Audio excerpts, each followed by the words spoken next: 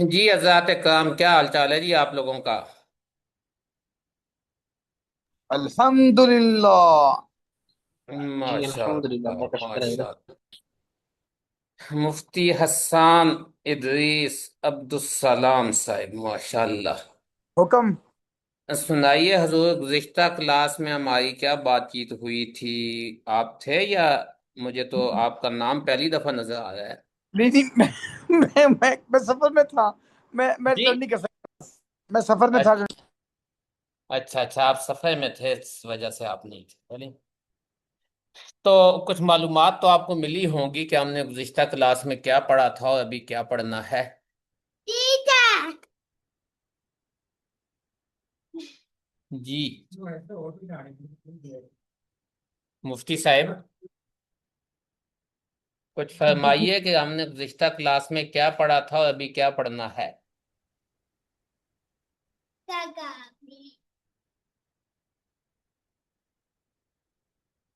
اچھا جی، لگتا ہے کہ مفتی صاحب ابھی بھی کہیں سفر میں ہیں، جس کی وجہ سے آواز شاید نہیں آ رہی مجھے ان کی۔ جی جی، تو فیصلہ آباد سے۔ چلیں، جی جی جی، کچھ فرما رہے ہیں؟ جی جی، وہ سفر کی تھوڑی تھکاوٹ تھی اصل میں نا۔ اچھا وہ تو گزشتہ ہفتے کا سفر تھا، تو ابھی تک تھکاوٹ ہے؟ جی جی، وہ اصل میں نے وہ 3.5 گھنٹے 3.5 گھنٹے ہائکنگ کی ہے نا۔ اچھا 3.5 گھنٹے ہائکنگ کی ہے۔ اچھا اچھا، وہ- 3.5 گھنٹے ہائکنگ آج ہی کی ہے؟ نہیں نہیں، پچھلے ویک میں، اتوار اچھا، اتوار کو۔ پچھلے ہفتے کی ہے ساڑھے جی جی، تین گھنٹے پھر تو 1 مہینہ ریسٹ کرنا پڑے گا آپ کو۔ اتوار کو واپسی ہوئی ہے سر، تھوڑی سی اچھا چلیں جی، اچھی بزنس بات کا ہے۔ مسئلہ۔ چلیں، آپ کو واپسی پہ ہم خوش آمدید کہتے ہیں۔ اچھا، تو چلیں، گزشتہ ہفتے جو کچھ ہم نے پڑھا اس پہ کچھ اسٹوڈنٹ نے اسائنمنٹس بنا کر بھیجی ہے۔ تو وہ جن جن حضرات کی اسائنمنٹ آئی ہے اس میں سب سے پہلے مولانا محمود الحسن صاحب ہیں۔ تو میرا خیال ہے کہ محمود الحسن صاحب ہمیں کچھ بتائیں کہ اس میں ہم نے کیا پڑھا، انہوں نے کیا کچھ لکھا ہے۔ تو آج کی کلاس کا پہلا حصہ محمود الحسن صاحب پڑھائیں گے۔ جی مولانا، آواز آ رہی ہے جی محمود صاحب؟ السلام علیکم ورحمۃ اللہ وبرکاتہ۔ جی جی سر، جی آواز آ رہی ہے الحمدللہ جی۔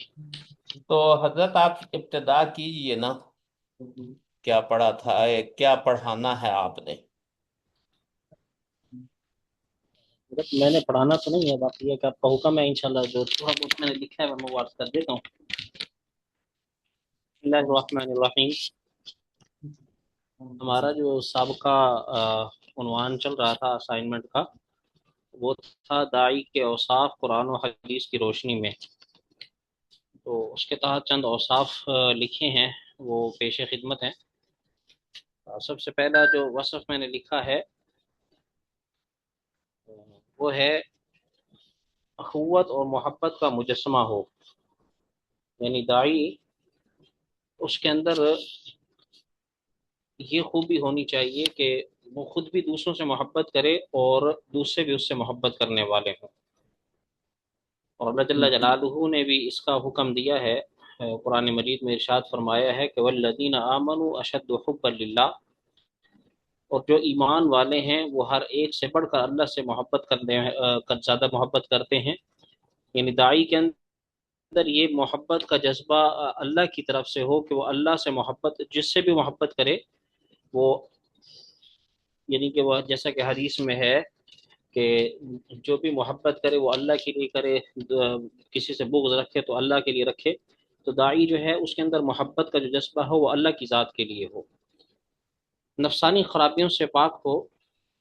یعنی داعی کے اندر جو ہے جو نفسانی خواہشات ہیں وہ نہیں ہونی چاہیے، جیسا کہ اللہ جل جلالہ کا ارشاد کرامی ہے کہ وَإِذْ قَالَ إِبْرَاهِيمُ رَبِّ أَرِنِي كَيْفَ تُحْيِي الْمَوْتَى قَالَ أَوَلَمْ تُؤْمِنْ قَالَ بَلَىٰ وَلَٰكِنْ لِيَطْمَئِنَّ قَلْبِي۔ اس آیت کا ترجمہ یہ ہے کہ اور وہ واقعہ بھی یاد کریں کہ جب ابراہیم علیہ السلام نے عرض کیا کہ اے میرے رب مجھے دکھا دے کہ تو کیسے مردوں کو زندہ کرتا ہے، ارشاد ہوا کہ کیا آپ یقین نہیں رکھتے؟ تو ابراہیم علیہ السلام نے عرض کیا کہ کیوں نہیں، یقین رکھتا ہوں، لیکن چاہتا ہوں کہ میرے دل کو خوب سکون نصیب ہو جائے۔ تو ارشاد فرمایا 4 پرندوں کو پکڑو اور پھر انہیں اپنی طرف مانوس کر لو، پھر انہیں ذبح کر دو اور ان کا ایک ایک ٹکڑا ایک ایک پہاڑ پر رکھ دو، پھر انہیں بلاؤ تو وہ تمہارے پاس دوڑے چلے آئیں گے، اور جان لو کہ یقیناً بڑا غالب اور بڑی حکمت والا اللہ ہی ہے۔ اس آیت کے ضمن میں لکھا ہے کہ حضرت ابراہیم علیہ السلام نے جو 4 پرندے ذبح کیے وہ نفسانی خرابیوں کی نشاندہی کرنے والے تھے۔ نمبر 1 مور، کہ یہ جو ہے تکبر اور خود پسندی کو جو ہے نا جی علامت سمجھا جاتا ہے۔ دوسرا مرغ، یہ شہوت پرستی کی علامت سمجھا جاتا ہے۔ تیسرا کوا، یہ حرص اور لالچ کی علامت سمجھا جاتا ہے۔ اور چوتھا جو کبوتر ہے وہ جلد بازی کی علامت سمجھا جاتا ہے۔ اور یہ ساری کی ساری جو علامات ہیں یہ وہ علامات ہیں جن کو نفسانی خرابیاں یا نفسانی خامیاں کہا جاتا ہے۔ ایک جو داعی ہے وہ ان تمام خرابیوں سے پاک ہونا چاہیے، یعنی نہ تو اس کے اندر جو تکبر ہو، خود پسندی ہو، نہ شاوت پرستی ہو، نہ حرص اور لالچ ہو، اور نہ ہی جلد بازی ہو، بلکہ بڑے اطمینان سے دعوت کا کام کرے۔ پھر اس کے بعد جو وہ دعوت دے، جس چیز کی دعوت دے وہ خالص اللہ کے دین کی دعوت دے۔ اللہ کے دین کی دعوت دینا ہی مقصود ہے ایک داعی کا، جیسا کہ اللہ جل جلالہ نے بھی ارشاد فرمایا کہ ان الدین عند اللہ الاسلام، بے شک دین جو ہے وہ اللہ کے نزدیک اسلام ہی ہے۔ اور یہ دین جو ہے یہ غالب ہونے کے لیے آیا ہے، اسے غالب کرنا ہی رسول اللہ صلی اللہ علیہ وسلم کے فرائض منصبی میں سے تھا، اور آپ صلی اللہ علیہ وسلم نے اسے جو ہے نا کہ غالب کر دکھایا۔ اب آپ صلی اللہ علیہ وسلم کے بعد یہ ذمہ داری اس امت کی ہے۔ پھر یہ جو دعوت و تبلیغ ہے اس کی ایک جو وصف ہے، اس کی ایک جو یعنی کہ خوبصورتی ہے وہ یہ ہے کہ یہ جماعت کی شکل میں کام کرنا چاہیے، چونکہ اللہ نے بھی قرآن مجید میں جماعت ہی کا حکم دیا ہے کہ وَلْتَكُمْ مِنْكُمْ أُمَّةٌ يَدْعُونَ إِلَى الْخَيْرِ، کہ تم میں سے ایک ایسی جماعت ہو جو لوگوں کو نیکی کی طرف دعوت دے۔ تو اللہ جل جلالہ نے فرداً بھی یہاں پر جو ہے وہ جماعت کا حکم دیا ہے کام کرنے کا۔ پھر اسی طرح داعی جسمانی، ذہنی اور علمی لحاظ سے قوی ہونا چاہیے۔ بسطتاً فی العلم والجسم، یہاں پر معذرت تھوڑا سا وہ اعراب کی غلطی ہے، وہ میں درست کر دوں گا۔ اور اسی طرح ادعو الی سبیل ربک بالحکمت والموعظۃ الحسنۃ، اس آیت میں بھی جو ہے، ان 2 آیات میں بھی اسی بات کی طرف اشارہ فرمایا ہے کہ داعی جو ہے وہ ایک تو اس کے اندر علمی لحاظ سے صلاحیت ہونی چاہیے، یعنی علمی قابلیت ہونی چاہیے کہ وہ اتنا علم رکھے کہ تاکہ وہ کسی کو دعوت دیتے ہوئے اس کو قائل بھی کر سکے۔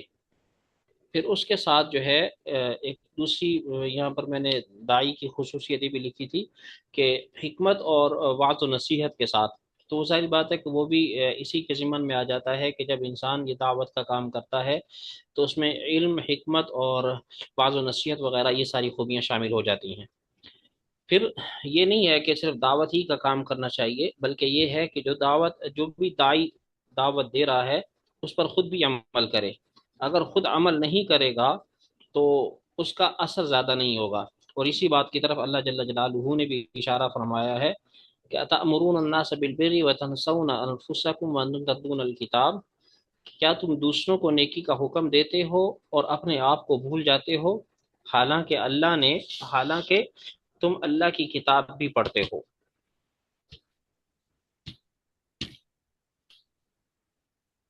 جی، مالی مفاد سے خالی ہو، یعنی یہ نہیں ہے کہ وہ دعوت دے رہا ہے اور دعوت دینے سے اس کا مقصود جو ہے وہ کوئی مالی منفعت ہو، ایسا نہ ہو، کیونکہ اللہ کے رسول صلی اللہ علیہ وسلم نے بھی دعوت کے اندر اسی بات کو اجاگر کیا کہ مجھے تم سے کسی قسم کا کوئی نفع درکار نہیں ہے، اور اسی بات کو اللہ جل جلالہ نے بھی نبی صلی اللہ علیہ وسلم سے کہلوایا کہ ارشاد فرمایا قل لا اسألکم علیہ اجرا الا من شاء ان یتخذ الی ربی سبیلا، کہ آپ فرما دیجئے کہ میں تم سے اس دعوت پر کبھی کسی بھی قسم کا معاوضہ نہیں مانگتا، مگر جو کچھ اپنے رب تک پہنچنے کا راستہ اختیار کرنا چاہے اختیار کر لے۔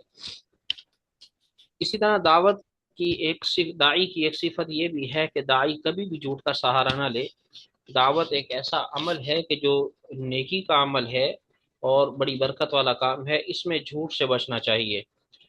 جیسا کہ نبی صلی اللہ علیہ وسلم نے خود ایک حدیث کا مفہوم ہے جس میں اس بات کی وضاحت فرمائی کہ جو مومن ہوتا ہے وہ جھوٹا نہیں ہوتا۔ حدیث لمبی ہے، مختصر یہ ہے کہ آپ صلی اللہ علیہ وسلم سے صحابہ نے کچھ اوصاف کے بارے میں سوال کیا کہ کیا یہ اوصاف مومن میں پائے جاتے ہیں، تو آپ صلی اللہ علیہ وسلم نے فرمایا کہ وہ اوصاف پائے جاتے ہیں، لیکن جب جھوٹ کا آیا تو آپ صلی اللہ علیہ وسلم نے فرمایا کہ مومن جھوٹا نہیں ہوتا۔ اور آگے کچھ ایسی چیزیں بھی ہیں کہ جو داعی کو دعوت کے راستے میں پیش آتی ہیں، جیسا کہ بعض دفعہ ایسا ہوتا ہے کہ مخاطب جو ہوتا ہے وہ بہت زیادہ مخاطب جو ہوتا ہے وہ بہت زیادہ ترشرو ہوتا ہے یا سخت مزاج ہوتا ہے، بات کو نہیں سنتا، تو سب سے زیادہ صبر و تحمل کی ضرورت ہوتی ہے داعی کو، کہ داعی صبر و تحمل سے کام لے اور سامنے والے کی بات سنے، اور بات سن کر اس کی بات کے مطابق اس سے کلام کرے۔ ایک جگہ پڑھ رہا تھا، وہاں پر یہ لکھا ہوا تھا کہ 3 قسم کے لوگ ہوتے ہیں جو کہ عموماً جن سے داعی کو واسطہ پڑتا ہے۔ ایک تو وہ ہے کہ جس کو عام حالات میں ہم جب اس سے بات کریں اور اس کو کوئی فضیلت سنا دے تو وہ فضیلت سے قائل ہو جاتا ہے، اور دوسرا طبقہ لوگوں کا وہ ہے کہ جن کو آپ دلیل کے بغیر قائل نہیں کر سکتے۔ اہل علم کا طبقہ سمجھ لیں کہ جب تک ہم ان کو دلیل نہیں دے دیتے تو وہ قائل نہیں ہوتے، ان کے سامنے وعظ و نصیحت جو ہے نا جی وہ یوں سمجھ لیں کہ وہ بیکاری ہوتا ہے، بلکہ وہ دلیل کے قائل ہوتے ہیں کہ دلیل آ جائے تو پھر اس کے بعد ہی وہ بات کو مانتے ہیں۔ اور تیسرا طبقہ وہ ہوتا ہے کہ جو صرف مناظرانہ انداز اختیار کرتا ہے، یعنی اس سے پھر جو ہے نا جی وہ مناظرانہ انداز میں، یعنی اس سے جو ہے نا جی ہم یوں سمجھیں کہ الزامی جواب دے کر اس کو جو ہے نا جی قائل کر سکتے ہیں۔ تو ان تینوں طریقوں کا اللہ جل جلالہ نے قرآن مجید میں ذکر کیا ہے کہ دلیل والوں سے بھی دلیل کے ذریعے بات کی جائے، اور جو تیسری چیز ہے وہ وجادلہم باللتی ہی احسن کے طور پر اللہ جل جلالہ نے ارشاد فرمائی کہ جو انسان یعنی مناظرانہ رویہ اختیار کرتا ہے تو اس کے لیے پھر یہ ہے کہ وہ اس کے احسن طریقے کے ساتھ اس کو جو ہے نا جی بات کی جائے، اس سے نیز حسن اخلاق کا حامل بھی ہو، اس کے اندر جو ہے نا جی اخلاقیات مکمل طور پر پائی جائیں تاکہ کسی کو بھی قائل کرے تو زیادہ تر جو ہے انسان اس کے اخلاقیات سے بھی متاثر ہو جاتا ہے، جیسا کہ ارشاد فرمایا کہ ادفع باللتی ہی احسن فاذا الذی بینک وبینہ عداوۃ فانہ ولی حمیم، اور برائی کو بہتر طریقے سے دور کیا کرو، اور بہتر طریقہ کیا ہے کہ اس نے اخلاق سے دور کیا کرو۔ فاذا الذی بینک وبینہ عداوۃ کانہ ولی حمیم، سو نتیجہ کہ وہ شخص تمہارے اور جس کے درمیان دشمنی تھی گویا وہ گرم جوش دوست ہو جائے۔ صبر والی بات پہلے بھی اوپر گزر چکی، یہاں پر دوبارہ ہے کہ صبر کا دامن نہ چھوڑے، جیسا کہ اللہ جل جلالہ نے قرآن مجید میں ارشاد فرمایا ہے فاصبر صبرا جمیلا، صبر اختیار کیجئے، آپ کافروں کی باتوں پر ہر شکوہ سے صبر کریں۔ یہ تو وہ صفات ہیں کہ جو داعی کے ظاہری یعنی کہ کردار کے مطابق ہیں، لیکن آگے جو ہے داعی جو ہے اس کے ذات کے اعتبار سے بھی کچھ صفات ذکر کی ہیں، جیسے کہ دعوت یہ نہیں ہے کہ صرف انسان دعوت ہی دیتا رہے، بلکہ ساتھ میں جو ایک چیز بڑی اہم ہے وہ یہ ہے کہ داعی خود بھی اللہ سے دعا کرے کہ جن لوگوں کو دعوت دے رہا ہے وہ اللہ کے راستے میں نکلیں یا وہ دعوت کو قبول کر لیں، اور اسی طرح خشیت الہی بھی ہو کہ اس کے دل میں خود بھی ڈر ہو، یہ نہیں ہے کہ ہم آگے دعوت تو دے رہے ہیں لیکن ہمارے دل کے اندر جو ہے نا جی وہ کوئی اور ہے اور ظاہر کچھ اور ہے، اور اخلاص بھی ہو کہ جتنا اخلاص ہوگا اتنا ہی اس اخلاص کا ثمرہ ملے گا۔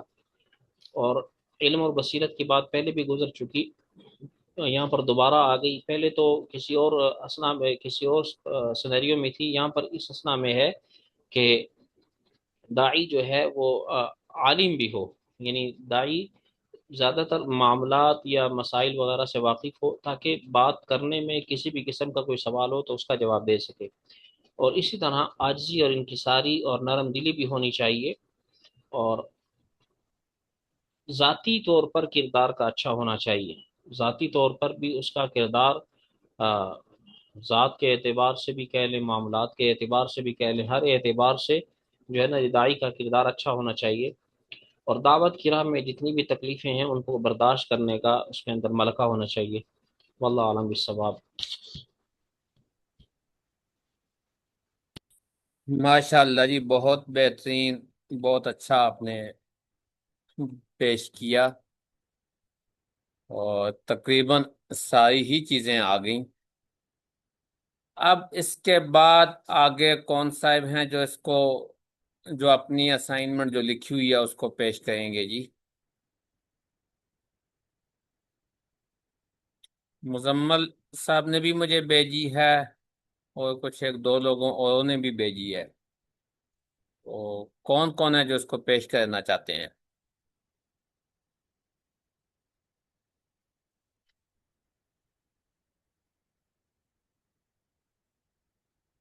اچھا چلیں، میرا خیال ہے کہ مزمل صاحب سے سنتے ہیں کہ انہوں نے کیا کچھ لکھا، تو وہ خود ہی اپنا لکھا ہوا ہمیں پڑھا دیں سب کو۔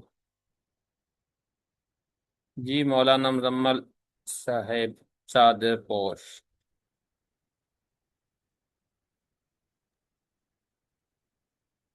السلام علیکم ورحمۃ اللہ وبرکاتہ۔ وعلیکم السلام۔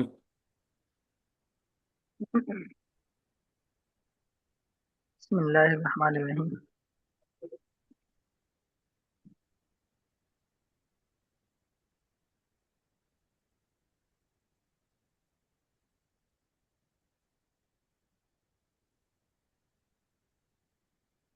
جی مولانا شروع کیجئے۔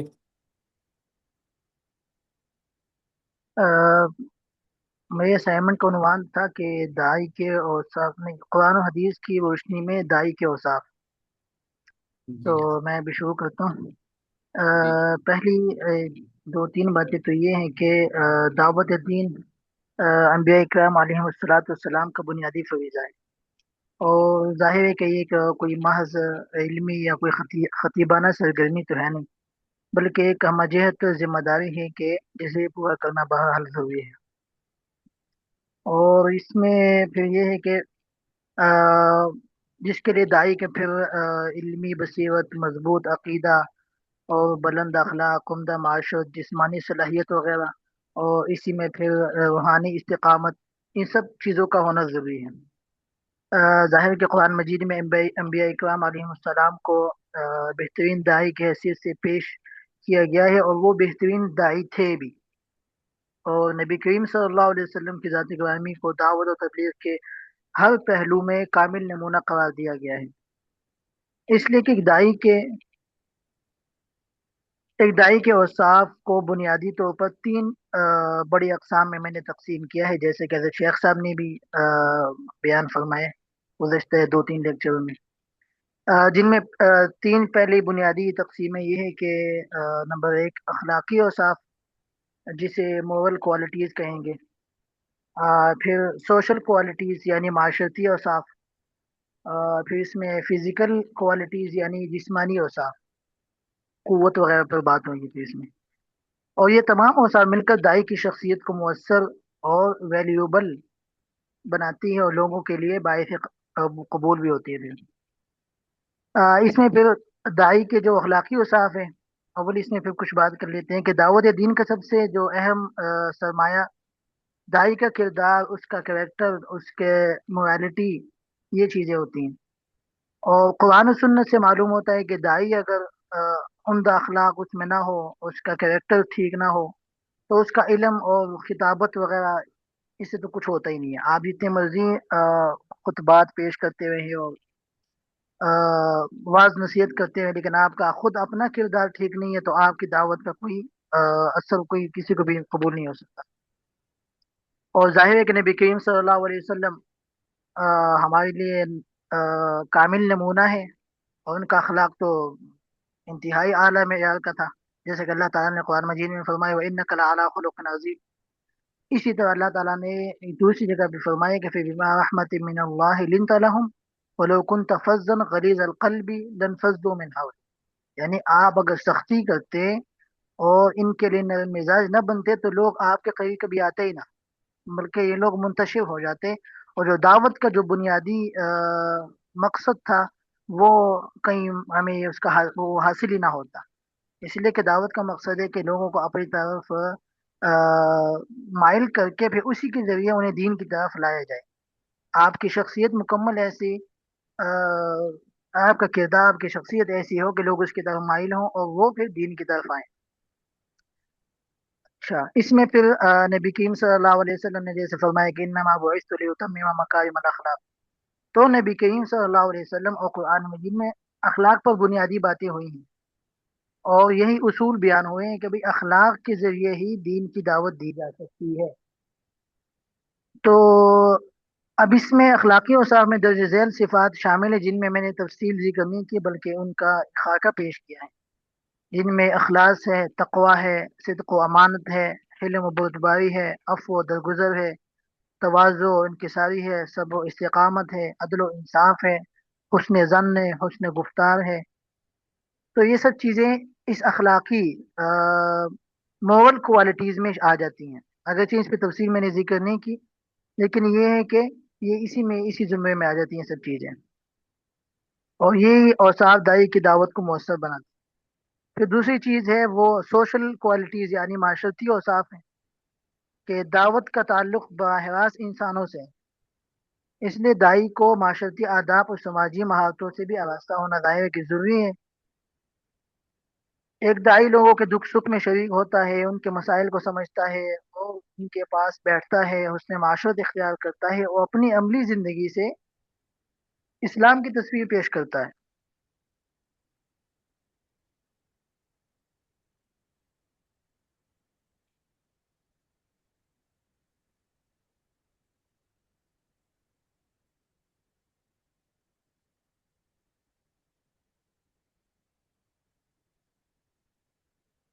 جی جیسے جیسے نبی کریم صلی اللہ علیہ وسلم نے فرمایا کہ سب سے بہترین انسان خیر الناس انفعہم للناس، کہ سب سے بہترین انسان وہ ہے جو لوگوں کو سب سے زیادہ نفع پہنچائے۔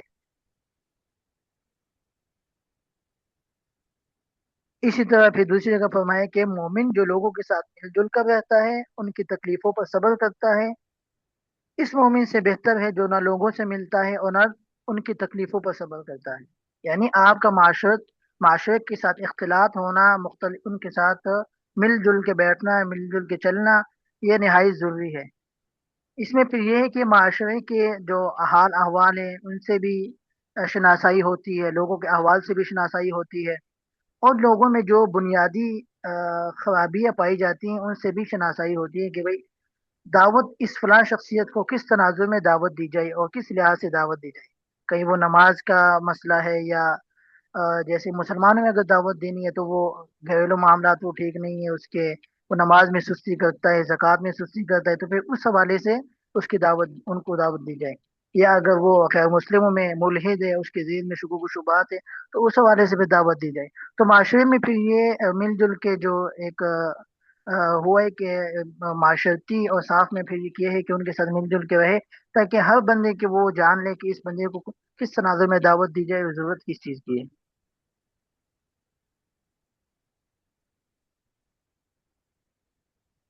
اس میں پھر چند جو درج ذیل صفات جنہیں کا خاکہ پیش کیا وہ یہ ہے کہ لوگوں کے حالات کو سمجھنا، ان کے ساتھ مشاورت کرنا یا لوگوں کا آپ کے ساتھ مشاورت کرنا، خیر خواہی، خدمت خلق، وعدے کی پابندی، عدل و مساوات، دوسروں کے حقوق کو احترام وغیرہ، یہ سب چیزیں اس میں آ جاتی ہیں۔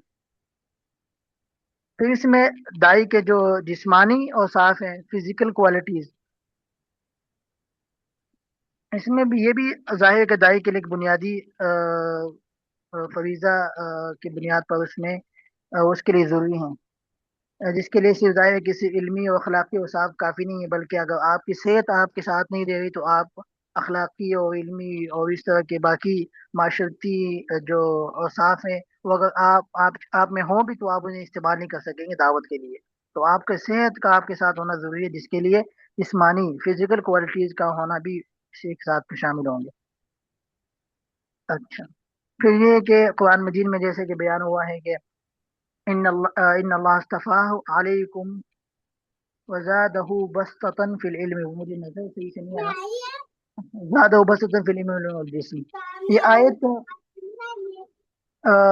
اسی میں زادہ بسطۃ فی العلم والجسم، اور اسی طرح پھر ان خیر من استأجرت القوی الامین، ان دو آیت اور اس کے تناظر میں ان دو آیات کے تناظر میں جسمانی قوت اور جسمانی اور صاف کی طرف اشارہ ہوا ہے، اور اسی طرح پہ جیسے کہ نبی کریم صلی اللہ علیہ وسلم نے فرمایا کہ المؤمن القوی، کہ طاقتور مومن کمزور مومن سے بہتر ہے اور اللہ تعالیٰ کو زیادہ محبوب ہے۔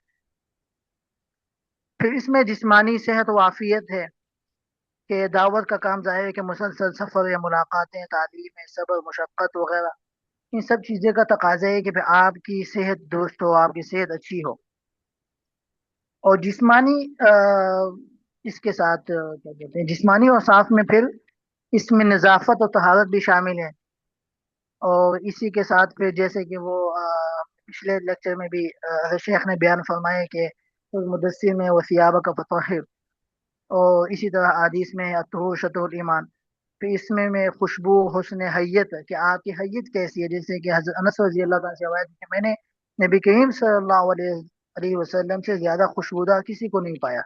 تو ظاہر ہے کہ نبی کریم صلی اللہ علیہ وسلم کی حیثیت ایک داعی کی تھی، اور نبی کریم صلی اللہ علیہ وسلم سب سے بڑے داعی تھے، تو آپ کے اخلاق، آپ کی سیرت کو دیکھ کر اسی اوصاف کو اپنانے کی کوشش کریں گے، اور داعی کو اپنانے چاہیے۔ اچھا، اس میں پھر اعتدال اور میانہ روی ہونی چاہیے، کہ جسمانی صحت میں آپ کے ظاہر ہے کہ آپ کھائیں پئیں اور اس میں پھر اسراف بھی آ جائے، اور آپ کی صحت پر بھی اس کا اثر پڑے۔ اچھا، پھر اس میں برداشت اور جسمانی صبر بھی ہے، ظاہر ہے کہ کوئی آپ کی بات نہیں بھی مانتا، مشکلات بھی آتی ہیں، اور آج کے تناظر میں تو پھر جیل بھی جانا پڑتا ہے۔ چلے کسی زمانے میں، حضور کے زمانے میں یہ چیزیں نہیں تھی کہ حضور پہ وہ پتھر بھی برسائے جاتے، لیکن آج کے تناظر میں تو اگر دیکھا جائے تو پھر اس میں جیل، تھانہ، یہ چیزوں کے چکر بھی لگتے ہیں۔ تو اس حوالے سے ان مشکلات و مشقت پر بھی صبر کرنا چاہیے، جیسے کہ فصبر کما صبر من الرسل۔ اس میں پھر چستی اور نشاط اور محنت، یہ چیزیں بھی ہونی چاہیے کہ آپ کی طبیعت میں نشاط ہو، اور اسی میں پھر سفر کی مشقت برداشت کرنے کی صلاحیت، اور اسی میں پھر ہے باوقار و مؤثر ظاہری شخصیت، کہ آپ مطلب ظاہری آپ کا لباس کیسا ہے، آپ کی داڑھی کیسی ہے، آپ کا ظاہری جو حلیہ ہے وہ کیسا ہے۔ تو یہ ساری چیزیں مل کر ظاہر کی ایک دائی کی جو شخصیت کو نکھارتی ہے اور انہیں مؤثر بناتی ہیں۔ یہ تین ہی بنیادی تقسیمیں ہیں جن میں اس میں جسمانی اوصاف ہیں، اور اس میں پھر معاشرتی اوصاف ہیں اور اخلاقی اوصاف ہیں، جن کا میں نے مختصر سا خلاصہ ذکر کیا۔ واللہ اعلم۔ ماشاء اللہ جی، مختصر نہیں، آپ نے تو بڑی تفصیل سے اور بہت ہی عمدہ بیان کر دیا، اور اس کے بعد اب مزید کچھ کہنے کی ضرورت ہی نہیں ہے۔ تو یہ بتائیے کہ آپ نے اصول تحقیق پڑھ لیا ہے رشید صاحب کے پاس؟ کیوں جی مزمل صاحب، آپ کی ایک جی کلاس شیخ، جی جی پڑھ لیے وہ۔ پڑھ لیا ہے؟ چلیں الحمدللہ۔ جی، آپ کی اب یہ اسائن پچھلا لیکچر وہ انہوں نے پڑھایا نہیں تھا، بلکہ انہوں نے وہ ہمیں اسائنمنٹ وغیرہ دیے تھے کہ ان پر آپ کام کریں اور لکھ کے لائیں۔ ابھی شاید کل پرسوں پھر ہم کوئی نیا وہ شروع کریں گے کورس۔ صحیح ہے، ٹھیک ہے، بہت اچھا۔ تو میں اب آپ سے یہ کہوں گا کہ آپ نے یہ جو کچھ لکھا ہے نا، یہ بہت اچھا ہے۔ اس میں آپ صرف یہ کام کیجئے کہ حوالہ جات جس طرح سے شہید صاحب نے آپ کو اصول تحقیق کے بتائے ہیں نا، اس طریقے سے مکمل حوالہ لگائیں۔ آپ کی اسائنمنٹ آپ میں نے دیکھی ہے، اچھا آرٹیکل بن سکتا ہے، لیکن بشرطے کہ اس میں آپ حوالہ جات مکمل لگائیں، اور پھر ہر پیراگراف کا ماقبل کے ساتھ ایک ربط ہو، مربوط چل رہا ہو۔ تو یہ ایک آپ کا بہت اچھا مقالہ ہے، اور مکمل حوالہ جات کے بعد واجد معاویہ صاحب اگر ٹائم دے سکیں تو اچھا ہے، نہیں تو پھر کسی دن میں اس پہ کچھ وقت نکال لوں گا، تھوڑا اس پہ نظر ثانی کر کے اس کو بہتر کر کے، تو انشاءاللہ اسی ماہ آپ اسے کسی رسالے میں کسی جگہ بھی اس کو شائع کروائیں۔ تاخیر اس میں آپ نے نہیں کرنی، آپ کا یہ بہت اصل اچھا میں مقالہ ہے۔ شیخ یہ کچھ اس میں جو حوالہ جات وغیرہ رہ گئے ہیں، وہ یہ ہے کہ یہ میں نے سب چیزیں آج ہی لکھی ہیں۔ میں 2 3 4 دن سے اسلام آباد میں تھا، تو پھر وہ ٹائم نہیں مل سکا تھا۔ میں کل آیا ہوں تو پھر میں نے کل کچھ رات کو لکھ لیا، تو پھر آج صبح کچھ لکھا ہے۔ صحیح ہے۔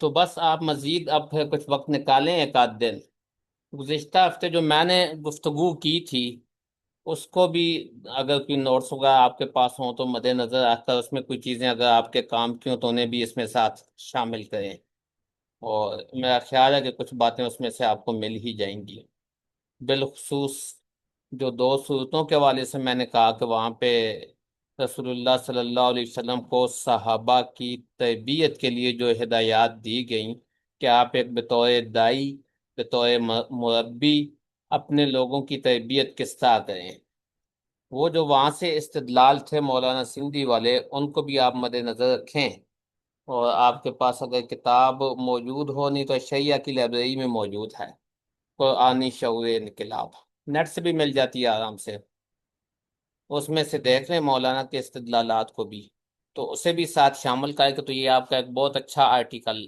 بن گیا ہے، انشاءاللہ اس کو جلدی کہیں نہ کہیں شائع کروانا ہے، بس آپ ذہنی طور پہ اس کے لیے تیار ہوں۔ جی ٹھیک ہے اسی شیخ طرح انشاءاللہ۔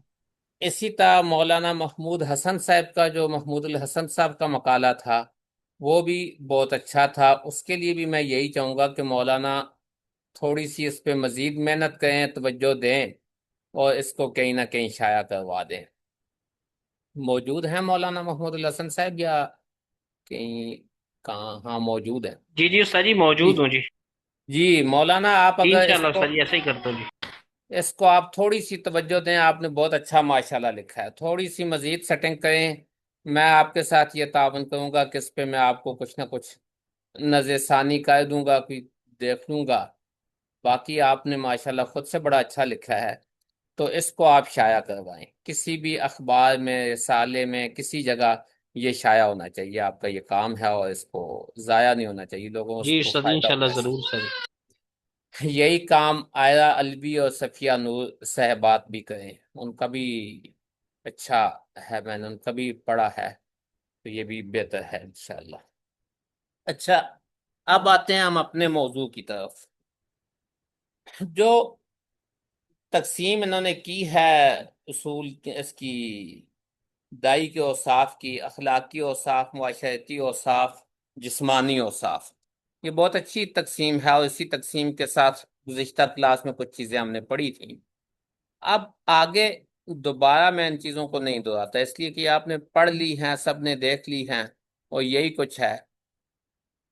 اگلے ہفتے ہم انشاءاللہ اب پڑھیں گے تاریخ دعوت انبیاء، انبیاء کی دعوت کی تاریخ، اس میں سب سے پہلے ہمارے پاس رسول ہیں حضرت نوح علیہ السلام، ویسے تو ان سے پہلے حضرت آدم علیہ السلام، حضرت شیس، باقی بھی ہیں، لیکن قرآن حکیم میں ہمیں جن کی دعوت کا تفصیلی تذکرہ سب سے پہلے مل رہا ہے وہ ہیں حضرت نوح علیہ السلام، تو اگلی کلاس میں ہم انشاءاللہ حضرت نوح علیہ السلام کا تذکرہ پڑھیں گے، لیکن نوح علیہ السلام کا تذکرہ پڑھنے کے لیے ہمارے پاس طریقہ کار یہ ہوگا کہ باقی جتنی کتابیں ہیں، جیسے آپ کے گروپ میں میں نے ابھی دو تین کتابوں کے نام شیئر کیے ہیں، ایک کتاب اور دو کتابوں کے نام، ان کتابوں کو ہم بطور معاون سامنے رکھیں گے، ان سے ہمیں یہ پتہ چلے گا کہ حضرت نوح علیہ السلام کی ولادت، ابتدائی حالات، ان سے ماقبل دنیا کے حالات،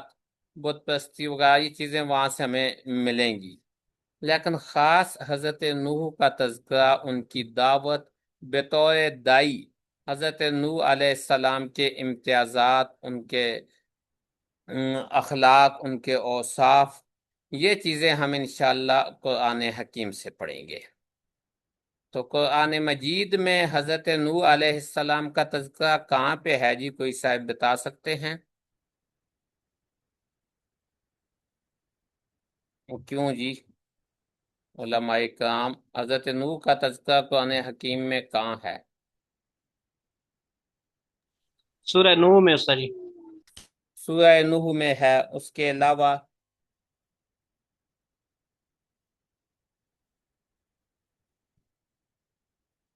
ایک تو ہمارے پاس سورہ نوح ہے جس میں حضرت نوح علیہ السلام کا مستقل انہی کے نام سے سورت ہے، اور ساری سورت میں انہی کا تذکرہ ہے، انہی کا واقعہ ہے۔ ان کے علاوہ اور کہاں کہاں ہے حضرت نوح علیہ السلام کا تذکرہ؟ کچھ اور بھی بتائیے جی احباب گرامی۔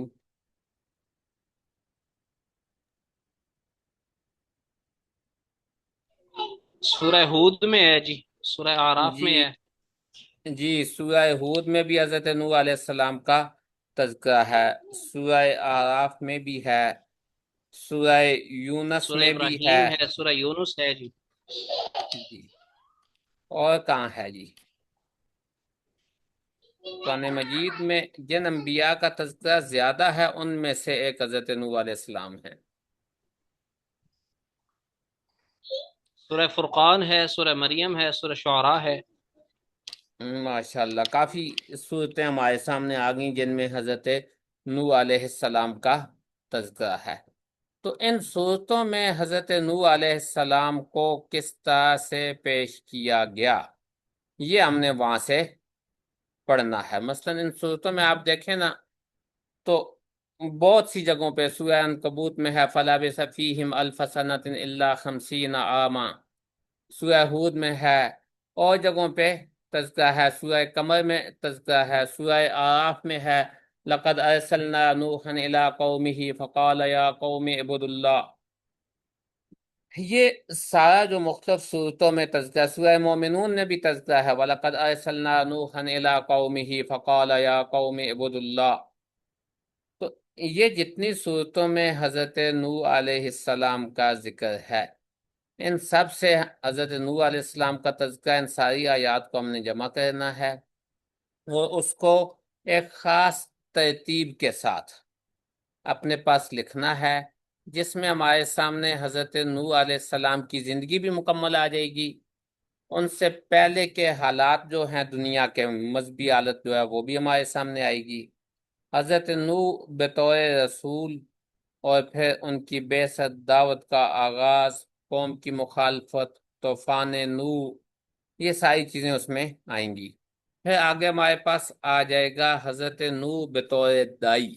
بطور دائی ان کے جو اوصاف ہیں، اخلاص ہے، صبر ہے، استقامت ہے، نرمی ہے، شفقت ہے، خیر خواہی ہے، یہ سارے اوصاف قرآن مجید کی ان آیتوں میں مذکور ہیں۔ پھر ان کی دعوت کے جو مختلف اسالیب ہیں، انفرادی دعوت ہے، اعلانیہ دعوت ہے، اجتماعی دعوت ہے، سورہ نوح میں موجود ہے نا کہ میں نے ان کو ہر حال میں بلایا۔ پھر دلائل عقلیہ ہیں، نقلیہ ہیں، استمرار دعوت ہے، یعنی رات کو بھی دعوت، دن کو بھی دعوت، حکمت و بصیرت ہے، اللہ پہ توکل ہے، یہ سارے ان کے مختلف اسالیب، یہ آپ کی اگلی کلاس میں آ جائیں گے۔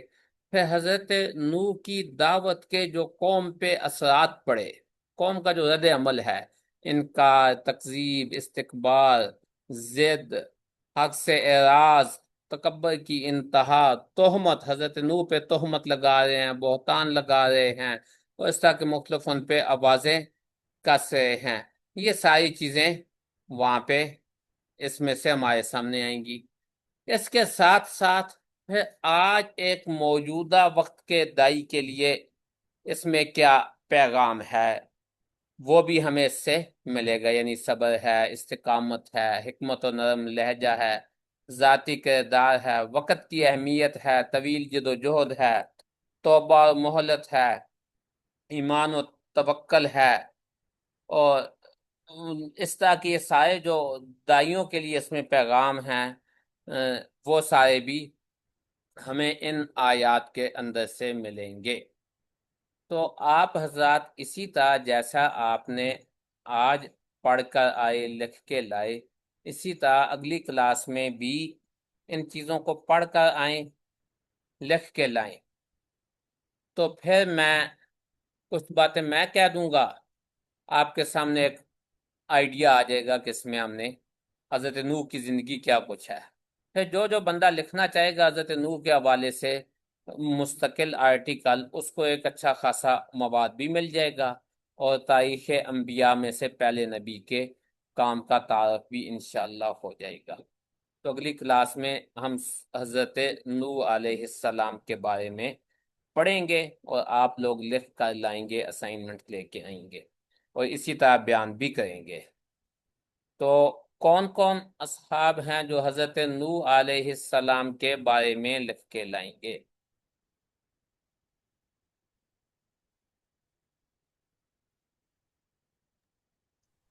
جی شیخ انشاءاللہ ضرور لکھیں گے۔ جی ایک تو مولانا لکھیں گے، اور حضرات؟ انشاءاللہ تعالی استاد جی میں بھی لکھوں گا، احمد فدا۔ ماشاء اللہ، احمد فدا صاحب بھی لکھیں گے۔ تو احمد صاحب آپ کا تو لازمی آپ کو لکھنا چاہیے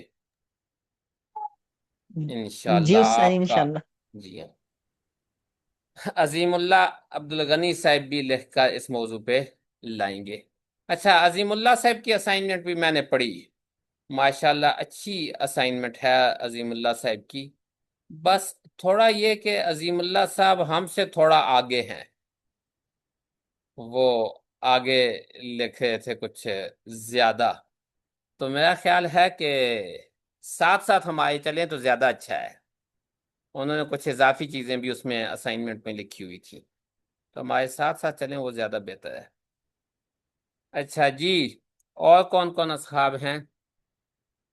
مفتی صاحب، مفتی کدھر گئے جی؟ مفتی کیا نام تھا ابھی تو؟ مفتی حسان ادریس صاحب۔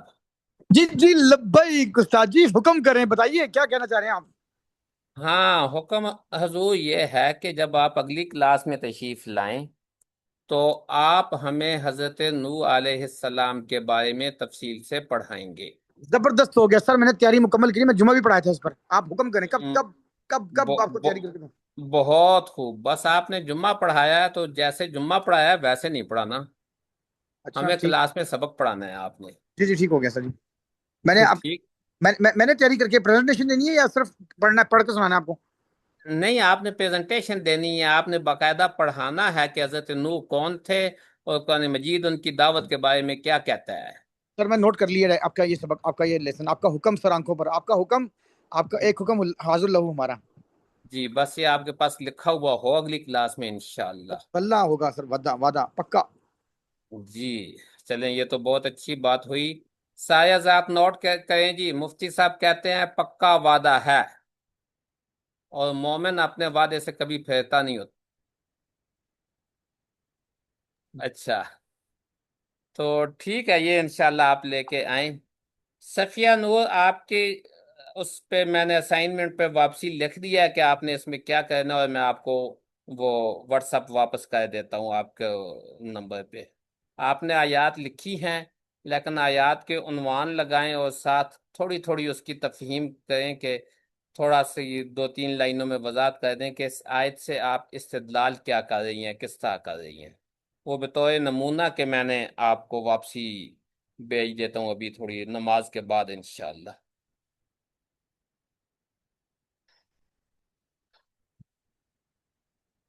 ٹھیک ہے جی، پھر رات چھٹی کریں اور جا کے اگلی کلاس کی تیاری کریں۔ السلام علیکم ورحمۃ اللہ وبرکاتہ۔